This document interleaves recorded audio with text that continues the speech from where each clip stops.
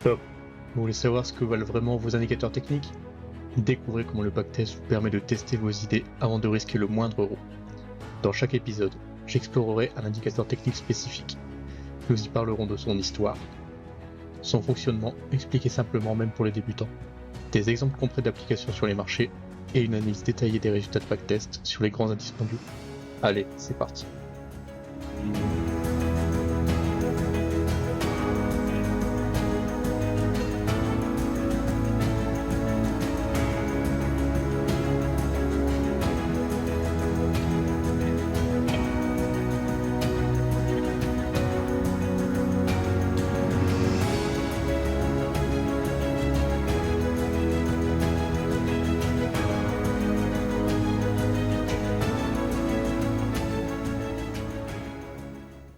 Salut les amis, aujourd'hui je vous propose de découvrir le Shaft Trend Cycle, ou STC pour les intimes, un oscillateur technique qui promet de révolutionner la détection des tendances. Cet indicateur a été développé en 1999 par Doug Shaft. Il se distingue par sa volonté de rendre l'analyse des retournements de marché plus réactive et moins sujette aux faux signaux comme dans les outils classiques. Si tu cherches un indicateur qui combine la robustesse du MACD et la sensibilité du stochastique, alors le STC mérite qu'on s'y intéresse de près. Description de l'indicateur. Le STC a été conçu pour pallier aux limites du MACD, jugé parfois trop lent à réagir dans les marchés trop volatiles. Doug Shaft a donc intégré une dimension cyclique inspirée du stochastique, créant une sorte d'hybride plus sensible aux variations de momentum. Concrètement, le STC se conduit en 3 étapes. Le calcul d'un MACD classique, donc avec sa EMA 23 périodes et son EMA lente de 50 périodes, une application d'un stochastique sur cette ligne MACD, pour normaliser les variations entre 0 et 100, et un lissage final par une EMA de 10 périodes appelée Cycle Length. Cette architecture permet au STC de conserver la robustesse du MACD tout en amplifiant sa réactivité face au cycle du marché. Mais contrairement à ce dernier, qui nécessite souvent une interprétation visuelle des croisements, le STC fonctionne avec des seuils objectifs, un signal d'achat qui se déclenche lorsque l'indicateur remonte au-dessus de 25, et un signal de vente qui apparaît lorsqu'on descend sous les 75. Ce système de seuil réduit la part de subjectivité dans l'analyse technique et facilite la prise de décision. Ce qui explique pourquoi le STC est apprécié pour sa simplicité d'utilisation. Son principal avantage réside dans sa capacité à anticiper les retournements de tendance plutôt que le MACD, tout en générant moins de faux signaux que le RSI ou le stochastique classique. Cela en fait un outil particulièrement pertinent dans les marchés volatiles ou en phase de transition. Voilà pour la présentation de cet indicateur. Dans la suite, nous verrons ensemble comment il se comporte vraiment sur les différents marchés et timeframes, et si la promesse théorique se confirme dans la pratique. Exceptionnellement, pour cette première vidéo, j'ouvre l'accès à l'intégralité des backtests et des résultats gratuitement. Profites-en, car dès la prochaine fois, ces analyses détaillées seront réservées uniquement à mes abonnés premium. Si tu veux continuer à accéder à ce type de contenu, pense à t'abonner à ma newsletter. Allez, c'est parti. Stop. Si tu ne comprends rien à ce que je dis, ce n'est pas une fatalité, rassure-toi. Si tu as l'impression que le trading algorithmique, c'est comme essayer de lire une recette de cuisine en chinois, alors il est grand temps de passer à la vitesse supérieure. Pense à suivre ma formation sur comment créer un algorithme sur Powerplay. 28 modules détaillés pour passer du trader amateur au trading expert, ou au moins amateur. 17 quiz pratiques pour vérifier si tu as bien compris et pas seulement fait semblant de lire. Un accès au forum privé pour poser toutes les questions, même les plus bêtes. On est bienveillant ici. Un projet fil rouge pour appliquer tes connaissances étape par étape comme un grand. Un accès à tous les backtests et vidéos premium pour regarder, tester et recommencer en groupe jusqu'à la maîtrise totale. Tu veux tester gratuitement? Demande ton accès gratuit à ce backtest via le lien de description. Ou partage ma newsletter, je fais régulièrement des cadeaux pour ceux qui parlent. Paye à côté de ton propre euro de trading. La suite, c'est en mode premium. Mais pour les plus motivés, l'aventure ne faut pas. PS, si tu préfères continuer de trader à l'aveugle, c'est ton choix. On ne pourra pas te dire que je t'ai pas prévenu. La stratégie testée. Pour cette analyse, j'ai décidé de tester une approche qui diffère légèrement de la méthode classique. C'est étonnamment celle qui m'est le plus souvent proposée. J'ai donc préféré l'examiner plutôt que la méthode traditionnelle.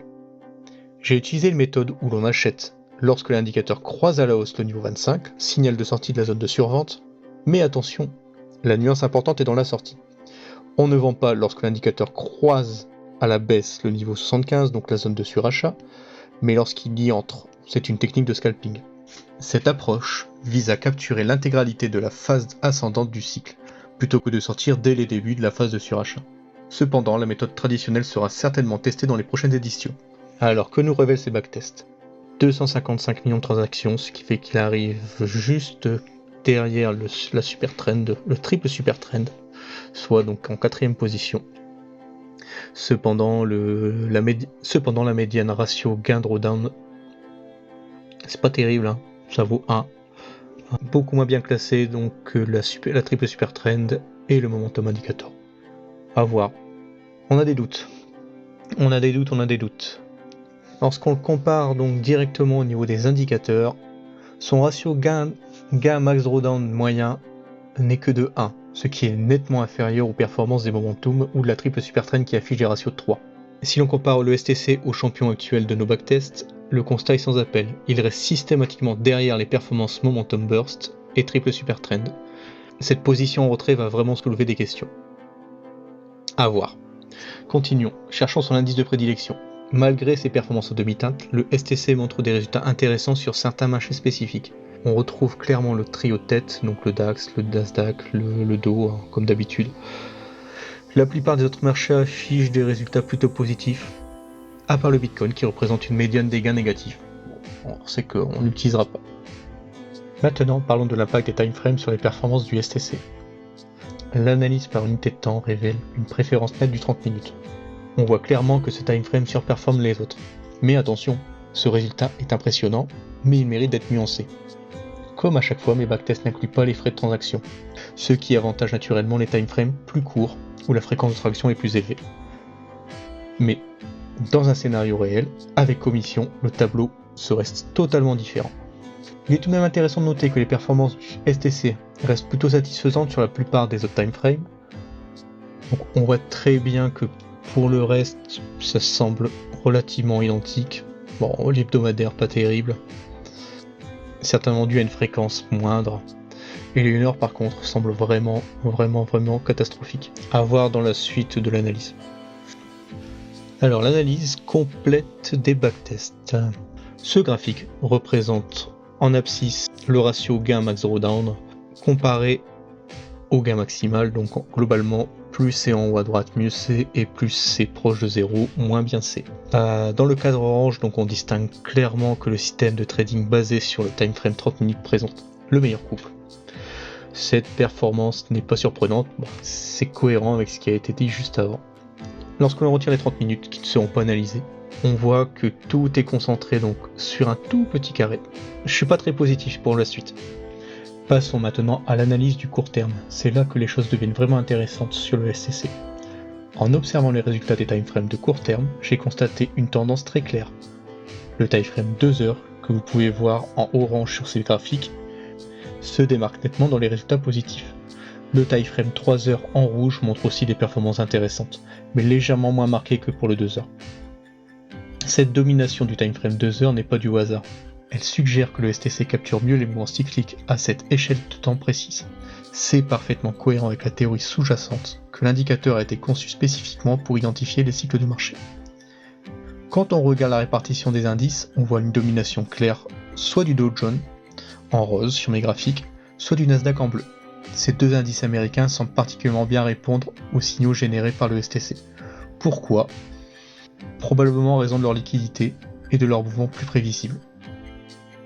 A l'opposé, le Bitcoin, que vous pouvez voir en orange rougeâtre, reste confiné dans sa zone proche du zéro. Bon, c'est ce qui a été confirmé juste avant. La stratégie choisie. Les backtests suivants représentent la stratégie testée sur le Nasdaq en 3 heures, avec un choix de stop loss de 245 points pour un multiple de 7.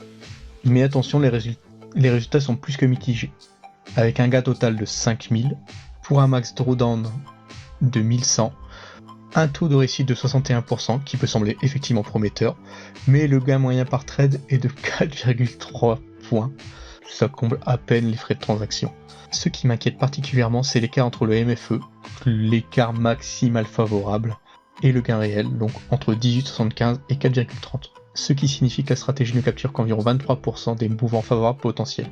En d'autres termes, on laisse beaucoup d'argent sur la table.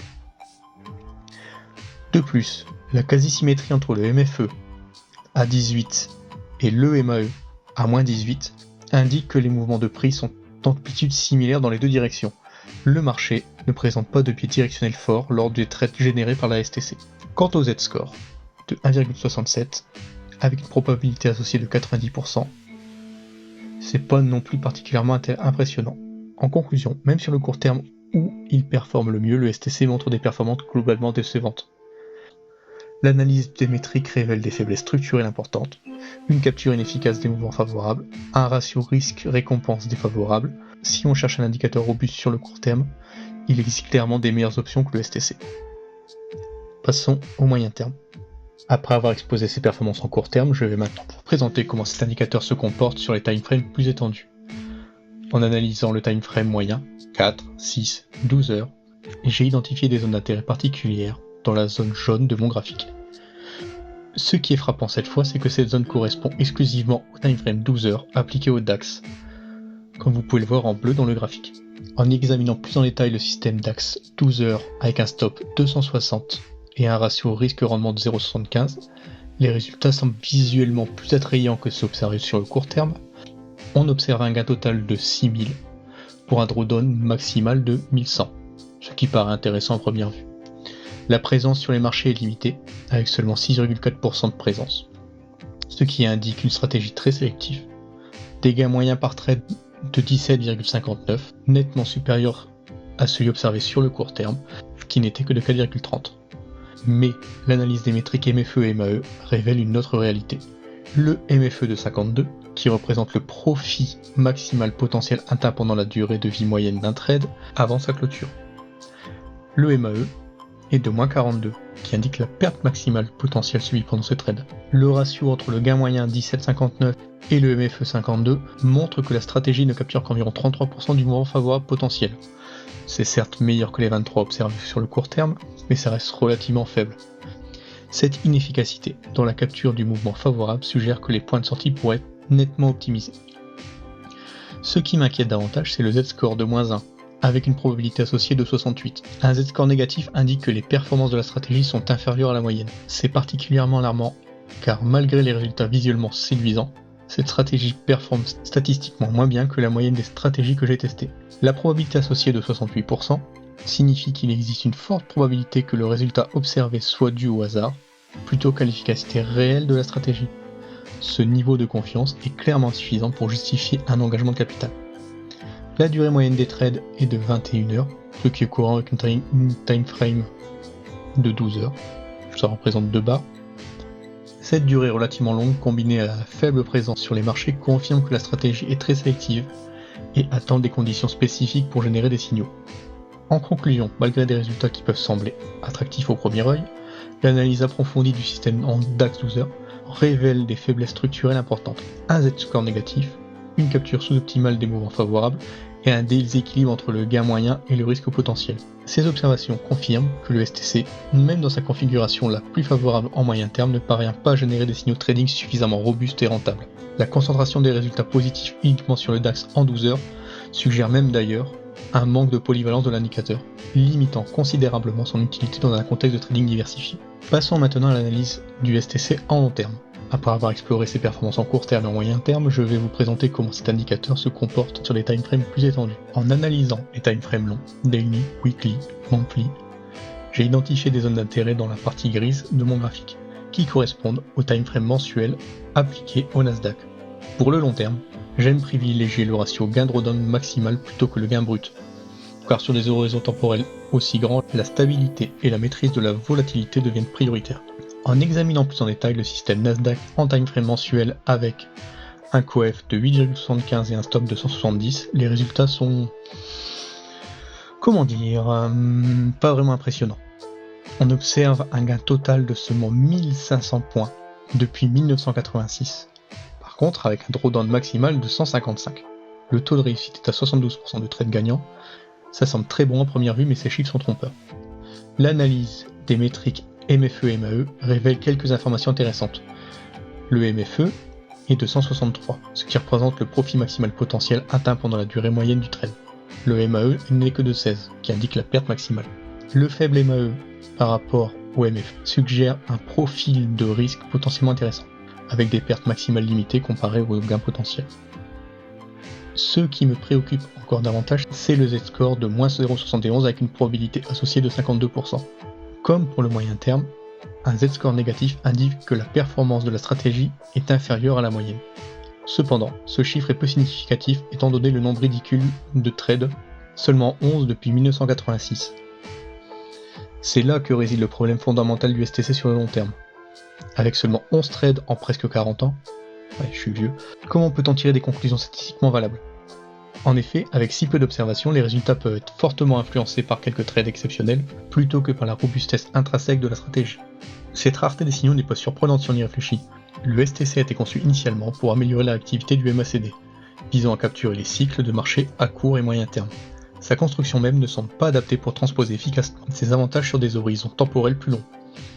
Le fait que l'oscillation du STC entre 25 et 75 soit si rare sur des timeframes mensuels, 11 fois en 40 ans je le rappelle, indique clairement que cet indicateur n'est pas conçu pour du trading de long terme. C'est comme essayer d'utiliser un thermomètre médical pour mesurer une température d'un four. L'outil n'est simplement pas adapté à cet usage. En conclusion, mon analyse du STC sur le long terme confirme ce que nous avions déjà observé sur les timeframes plus courts. Malgré sa construction théorique sophistiquée, le STC ne parvient pas à s'imposer comme un outil de trading fiable. Et cette lacune devient encore plus évidente sur le long terme. Pour les investisseurs cherchant une stratégie de long terme, il existe clairement des alternatives plus adaptées et plus efficaces que le STC. Pour conclure, je vais être franc avec vous. Malgré ses promesses théoriques séduisantes, cet adaptateur hybride ne tient pas ses engagements dans la pratique. Avec un ratio gain drawdown de seulement 1, contre 3 pour le momentum burst ou la triple super trend, le STC se positionne clairement comme un indicateur de second rang. Cette médiocrité se confirme à travers tous mes tests, le STC restant systématiquement derrière les performances des meilleurs indicateurs de mon arsenal. Mon exploration a néanmoins identifié quelques configurations où le STC montre un certain potentiel, le time frame de 30 minutes, bien qu'il soit avantagé par l'absence de frais dans mes tests, le time frame 2 heures sur les indices américains, ou le DAX en 12 heures. Cependant, même avec ces configurations optimales, mes analyses statistiques révèlent des faiblesses structurelles importantes. Des Z-scores sont négatifs ou insuffisamment élevés, une capture inefficace des mouvements favorables, 23%, 33%, des déséquilibres préoccupants entre des gains moyens et des risques potentiels.